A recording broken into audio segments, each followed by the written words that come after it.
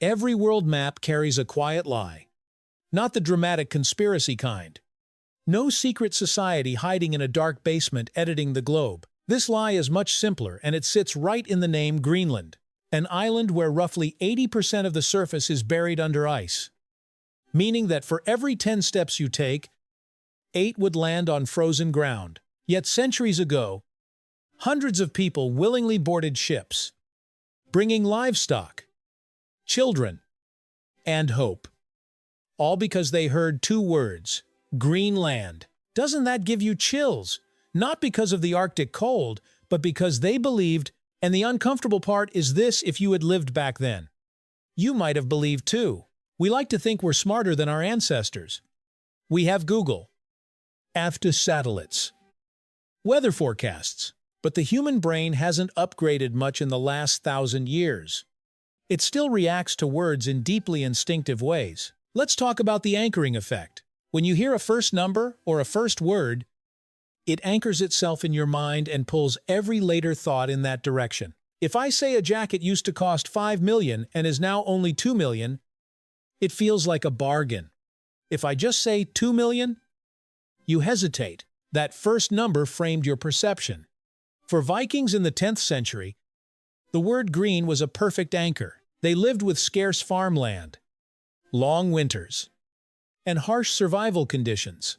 The moment they heard green, their brains painted images of grass, harvests, and healthy livestock. One word activated an entire survival system. And when dopamine, the neurotransmitter linked to anticipation, kicks in, logic often takes the back seat. You stop analyzing every detail. You want to believe. Eric the Red understood this. Even without knowing the word dopamine. He was an exile who needed a community to survive. Alone in an icy wilderness meant certain death.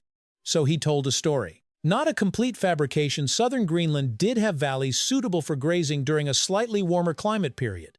But most of the island, thick ice stretching for kilometers.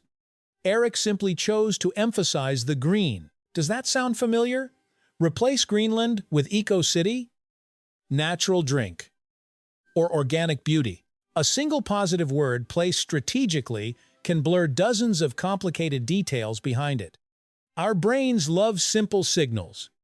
Labels save energy. Back in the 10th century, about 25 ships left Iceland for Greenland. 25. In the brutal North Atlantic. This wasn't a casual trip. There was no GPS. Only wind, drifting ice, and uncertainty. Each ship carried an entire family's future. These people weren't foolish. They were guided by hope packaged inside a name. What makes this story so thought-provoking is that it doesn't end with a dramatic aha moment. Viking settlements in Greenland lasted for centuries before disappearing, possibly due to cooling climates during the Little Ice Age, increasing isolation, or an inability to adapt quickly enough. Yet the name remained. It froze into the map, becoming truth simply because enough people used it. Maps don't lie in a malicious way. They simply reflect the stories humans have told and accepted. And when a story becomes powerful enough, it reshapes geography inside our minds.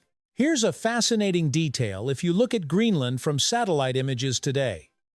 You'll notice thin strips of green along the coasts during summer. Small, fragile, but real. That makes Eric's rebranding even more clever. He didn't sell pure illusion. He sold a fragment of truth magnified in just the right way. Modern marketing calls this cherry-picking, selecting the most appealing part of a picture and presenting it as the whole story. So why are we so easy to persuade? Because the brain likes to dim the lights to save energy. Full analysis is exhausting. Trusting a label is faster. When you're tired, when resources feel scarce, when you're craving hope, words become irresistible shortcuts. Think about it: how many Greenlands exist around you today? A course promising a life transformation. A product labeled 100% natural. A project marketed as the city of the future.